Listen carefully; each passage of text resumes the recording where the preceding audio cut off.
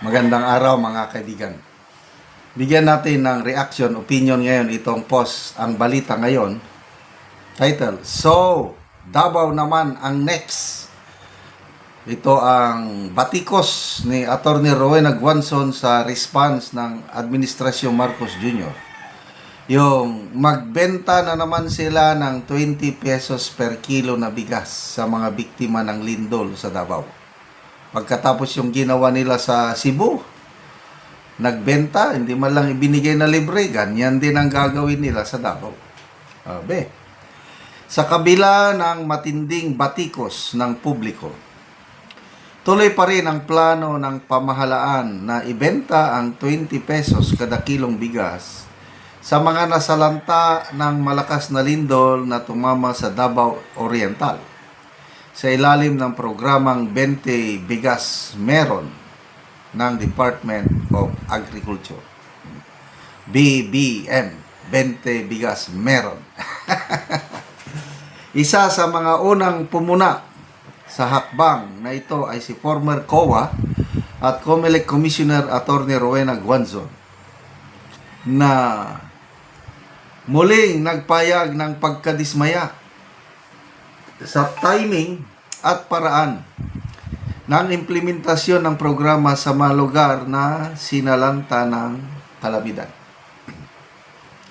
Sa Davao na naman ang next na pagbibintahan ng 20 pesos per kilo na bigas. Tanong, ang pahayag ni Guanzon ay kasunod ng anunsyo ng Department of Agriculture na dadalhin ang 20 pesos per kilong rice program sa Davao Region bilang bahagi umano ng relief efforts matapos ang magnitude 7.4 na lindol nitong October 10, 2025. Matatandaan ang ito na ang ikalawang pagkakataon na kwinestyon ni Atty. Guanzon ang nasabing programa. Noong nakaraang linggo, matapos rin ng malakas na lindol sa Cebu, pinuna niya ang parehong hakbang ng gobyerno. Sabi niya, nasaan kayo? Bakit mo pa sisingilin ng 20 pesos per kilo ng bigas? Anong klaseng utak yan? Mariosep. Sos Mariosep. Giit ni Guanzon kung tunay na malasakit ang layunin ng pamahalaan, dapat ipamigay ng libre ang bigas sa mga biktima ng kalamidad at hindi ito gawing palabas ng murang bigas sa gitna ng trahedya. Agree ako niyan. Sa social media, umani ng libo-libong reaksyon ang post ni Guanzon kung saan maraming netizens ang sumang-ayon sa kanyang punto na hindi ito panahon ng pagninegosyo kundi panahon ng pagmamalasakit. So, lumalabas ngayon ang style ng pamahalaang Marcos Jr. Hintayin mo muna magkaroon ng sakuna, lindol ba, matinding baha, whatever na sakuna, bago darating ang 20 bigas meron na. Sa inyong lugar, gusto nyo ba na magkaroon kayo ng matinding sakuna para madalhan kayo ng 20 bigas meron na? Kami sa Northern Mindanao, wag na lang. Kahit hindi kami makatikim ng 20, maganda sana. Sino pang ayaw ng 20 bigas? Yan ang gawin sana kahit walang sakuna. Ay hindi. Sinasamantala nila ang sakuna, ang paghirap ng taong bayan para maipakita, ang promise ng Pangulo, natupad na. Ang Pangulo natin, he's a promise keeper.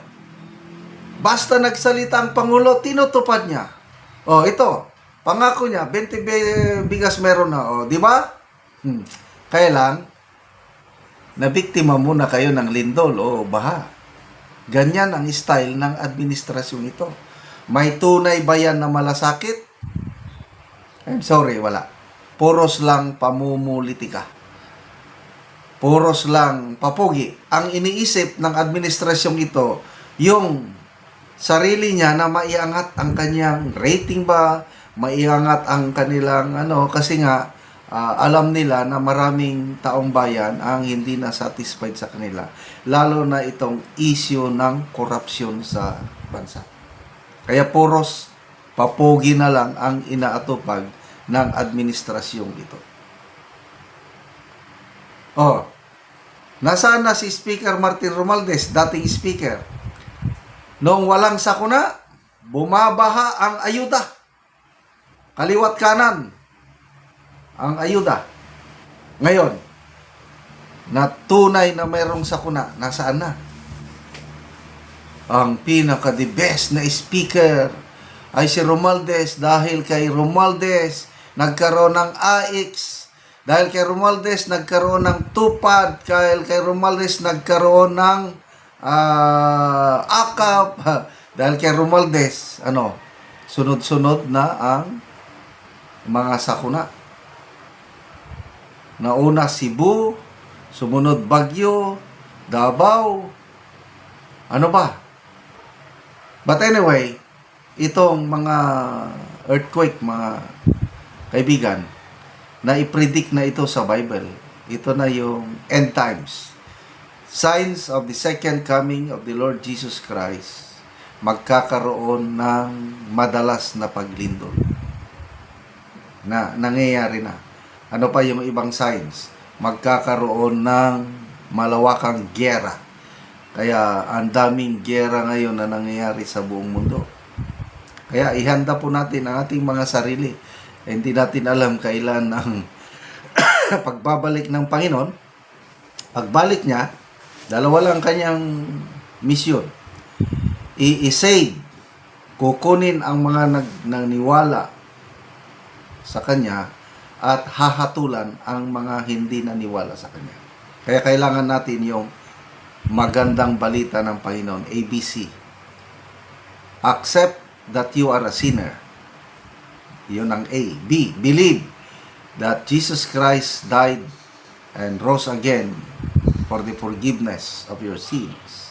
C. Commit or surrender your lives to the Lordship of Jesus Christ.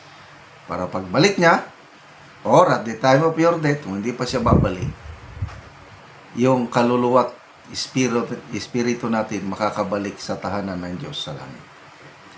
Salamat mga kaibigan sa inyong pagsubaybay sa ating channel. Nakakatulong kayo ng malaki sa tribong Talandig ng Bukidnon dahil ang income natin sa channel na ito pantulong sa tribo. Namimigay tayo ng livelihood assistance sa kanila. Nagpapatanim tayo ng saging lakatan at Arabica coffee. Panoorin nyo ang video na ito. Na ako diri sa area ni Michael kay mag-abono siya sa iyang kape.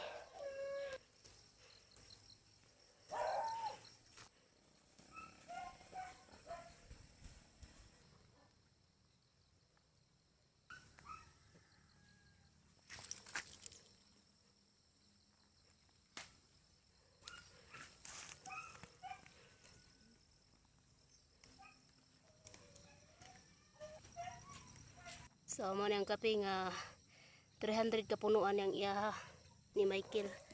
So nagkabat ni og 12,105.29 sila ka pamilya ang nananom. So kayo man naman og abono, so mag-spray na pud sila.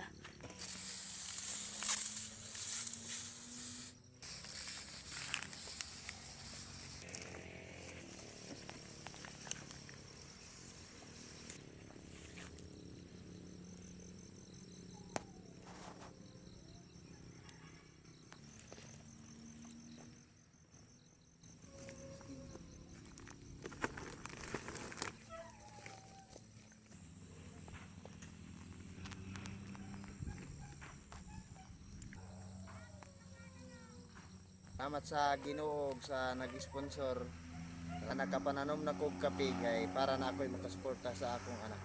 Salamat kayo. Sa labi na sa nagatag og sidling ani kay para makatanom kog kape. Salamat kayo. O sige, salamat pod.